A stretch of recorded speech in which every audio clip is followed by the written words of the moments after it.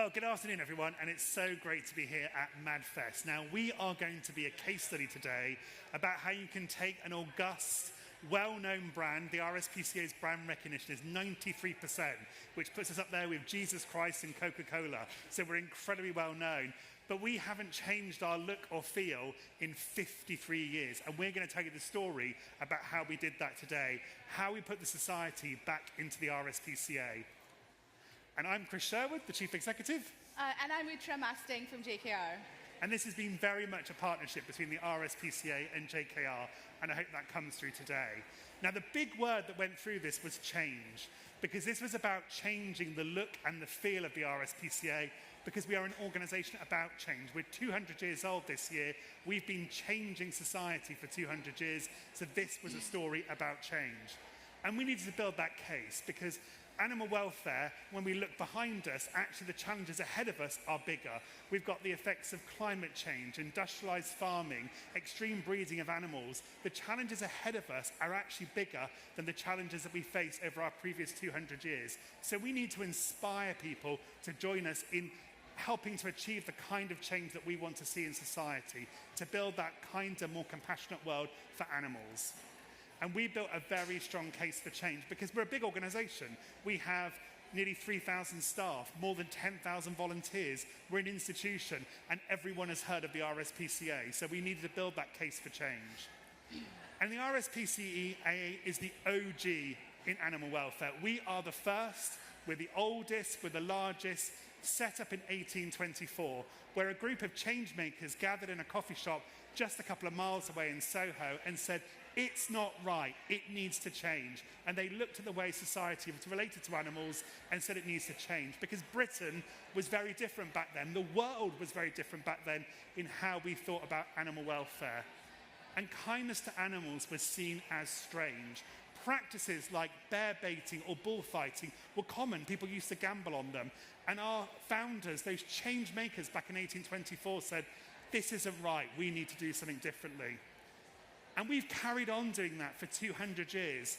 We've faced many knocks along the way, but we've dug in harder, rolled up our sleeves, and carried on campaigning and being there for animals in England and Wales and beyond. Because from those humble beginnings, we inspired a global movement for animal protection.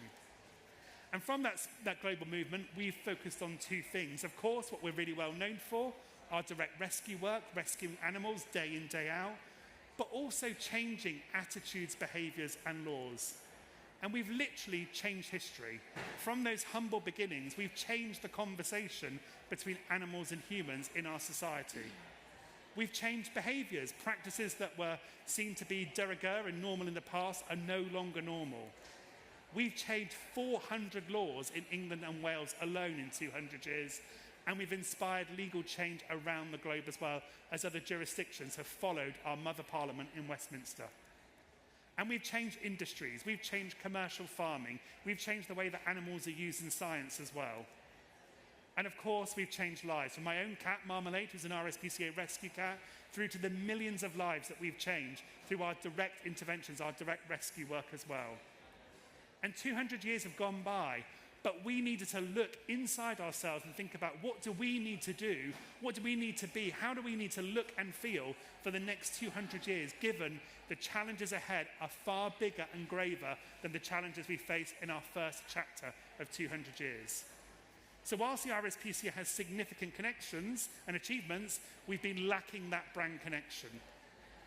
Most people think of us as our direct rescuing of cats and dogs. It's what we're really well known for. The humble inspector, the hero inspector out there. But actually, we started as an organisation that focused on the experience of farmed animals. We were set up 2 years after the first ever piece of animal protection legislation anywhere in the world, before we had legislation to protect children, and that was about cattle. And our inspectors patrolled the markets of London looking after farmed animals. That was our history. We're much bigger than that. We work with wildlife, we work with animals used in science. But our data was telling us that we weren't getting that brand resonance that we wanted to have, that we were seen as authoritarian, institutional, bureaucratic. And we need to be dynamic, caring and warm if we're to inspire everyone to create a better world for every kind of animal. And just look, this makes me cry. I don't want to look at the screen now. But you look at that, that's our old look. And what it says to the public, what it says to us is, we're the animal police. We're cold. We're authoritarian, not the warm, dynamic brand. That amazing institution that has been there at the forefront of change for animals, not just in the UK, around the globe. We needed to look and feel differently. We needed to do better. And we went back to some inspiration. This is actually from our book celebrating our 100th anniversary, and this is the foreword from the then Prince of Wales, who went on to become King Edward. And he said, "There is in the heart of every member of our race today a real love of animals and a desire to befriend them." And JKR dug that book up for us, and it was from that pivotal insight. They found it on eBay, actually, that book. And from that pivotal insight, it reminded us that actually there is in all of us the ability, the capacity, the passion to care for animals. And that insight has been inspiring for us. Because the brief that we gave to our amazing colleagues at JKR was, we have to put the society back into the RSPCA. And now Uttara is going to tell you how we did it. Thank you. What a great brief to have. It's very exciting. So I'm going to talk you through the sort of process that we went through at JKR once we had that brief. What did we do? How did we approach it? And actually, we started off in a very good place. So the RSPCA was very clear in terms of their 10-year vision. So they had in place a really strong business strategy. We knew what their mission was, where they wanted to go for the future. And so it started off with trying to define what that purpose was that we wanted to achieve. But really, the brand needed to make a behavioral change in society. So animals, as Chris touched upon, are facing some of the biggest threats in all time. A lot of that comes from human beings being very disconnected in their relationship with animals. So what we needed was a brand that could really start to change behaviors in society. And whilst we were very excited when we got the brief, we were very clear that there are some very significant challenges that the brand has, some barriers that it has to face. And because it was 200 years old, it's a brand that's very well known. Everyone knows it. It's an icon. But not everyone understands it. And from that lack of comprehension, you see things like a decrease in income and market share, and people losing trust in the organization, losing consideration, so we don't want to choose that brand. And so what we really wanted to do was zoom out and say, what are we really being asked here? Because it's not just a brand refresh brief. Changing the logo and introducing a new suite of assets is not going to realize the vision that the RSPCA have set out for us. What they were really asking us to do was to reignite a movement, to spark a change, to get people really excited to take action and feel an emotional connection with the brand. And all this was going to start from that place of purpose, and really using that purpose to power through the organization and make sure that it's infectious and that everyone can start to feel it. So how did we start to do that? Once we knew kind of this is the goal in mind, we had a clear objective for what that purpose needed to achieve. We needed to bring back interest. We needed to increase interest. We needed to increase donations. We needed to power a million-strong movement. That wasn't just consumers. It was volunteers that work for the RSPCA. There's a huge kind of army of them. And increase that spontaneous brand awareness as well. So I'm going to take you through a few steps that we went on. And the first starting point for us was really, the people who are going to help you make that change. And what we did was we received a huge amount of documentation from the RSPCA. And I think these days, it's very easy to not leave your desk. You can start researching a brand and look at it through a screen, right? You can start researching it. You can look at ads. You can even look at how it looks at different touch points in retail. But if you really want to get under the skin of it, you've got to get into the inspectors' vans and go see how they rescue an animal. You've got to go visit the animal centers. So what we wanted to do was really understand how the people that work at the RSPCA experience the brand themselves, what motivates them, how do they speak about it, how do they talk about the RSPCA, what are the words that they use, how do they feel inspired. And it was so revealing. We got to speak to everyone from vet nurses to wildlife center rescues. We really got to get under the skin of the brand. And in journalism, they have a phrase which is kind of shoe leather journalism, which is a very classic sort of journalism when the journalist actually goes out in the street and starts hunting down the story and looking for the facts and interviewing people. And you walk so far doing that you wear out your shoes, literally. And so that's the approach we took to really understand the brand. And the whole team went out. And it was very enlightening in terms of hearing, what motivates them, why do they do this, why do they come to work every day. It's really interesting. And all of that stuff helped us to develop, a very strong sort of pivotal insight, and also give us that foundation for starting to engage with stakeholders in terms of our understanding of the organization. So we did a whole bunch of interviews, we did stakeholder interviews, we went and talked to vet nurses, we actually went into inspectors' vans, and it was really interesting giving us that huge grounding in the brand itself. And once we had gone through that phase of immersion and discovery, we then started to develop the purpose itself. And some of the team at JKR, we got together and created a kind of very bespoke methodology for how we would start to develop this purpose and how we would start to test it to see if it was right, if it was resonating with people. And we went through a series of steps in order to do that, with internal workshops at JKR, but also workshops with the RSPCA themselves, engaging key people within their organization. And we used an AI-based testing methodology called Loops, which is an amazing platform because it gives you a huge number of insights at a quant level. It gives you the quality of insights. So it was really interesting that it was able to give us insights very quickly. We were able to change things, and we used it really to help learn and improve what we had done already. So we weren't using it for validation. It wasn't kind of like, it's this one or that one. It was like, here's all of them. What do you think and how do you feel about it? So that process really helped us understand, what was motivating people. Do they feel energized? Do they feel like it's, it's a call to action? And it was a great process to have gone on, because at the end of it, we had a huge amount of evidence and data to tell us that we were going in the right direction. So the next step of that process was finalizing this purpose. And actually, this purpose now is a living, breathing thing. It's a statement that lives in speeches. We're presenting it to you today. It's been part of training documents. It's been part of presentations. And it's been through the process of, just walking everyone through it and getting everyone's buy-in. And it's been very inspiring.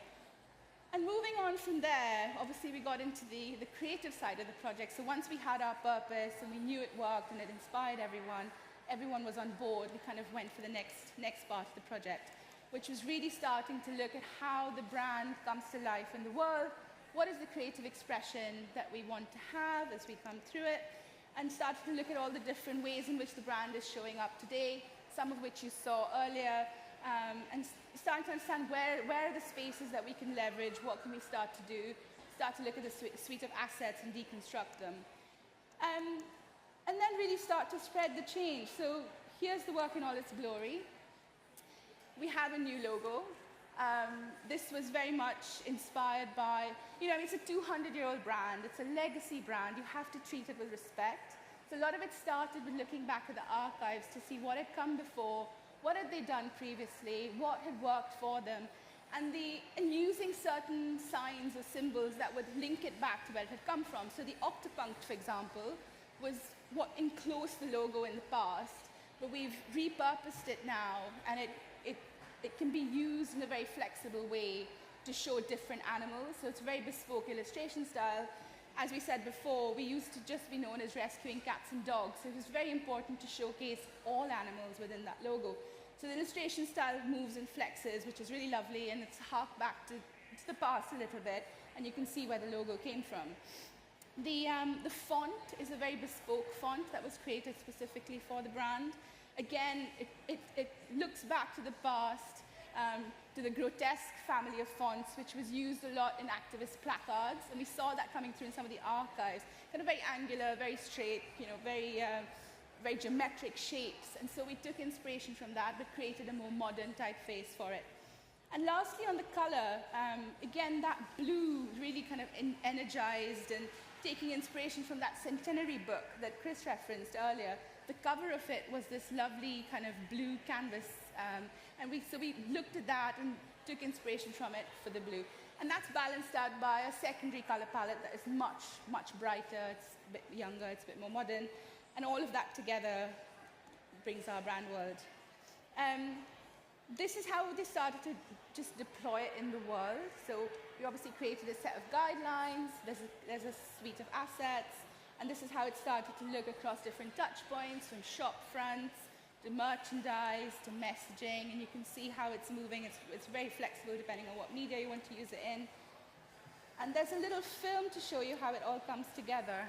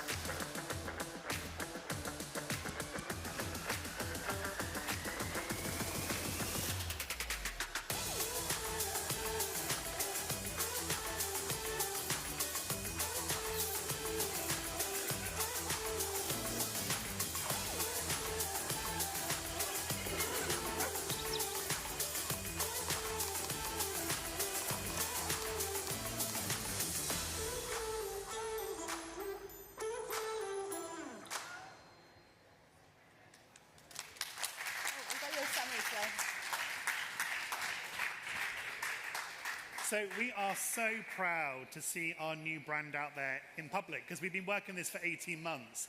And what we're really pleased is to see the reaction of the public to it. We took our brand when we launched it on national TV, in print, all on social media as well, and the response to the public has been fantastic. And what's been key to the success of us has been the strength of the partnership with JKR. They really got under the skin of our organisation, really helped us to dig into who we are. And when you say that brand purpose, that we're there to inspire everyone to create a better world for every kind of animal, it sounds so simple, but bloody hell, it took a lot of work to get to that. And that, for me, is why this has been good. So this is about the past, the present, and the future vision.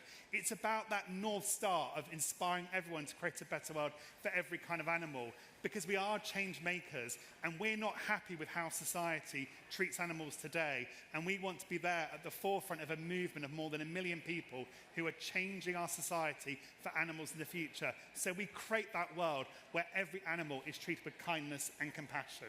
Thank you for listening to us.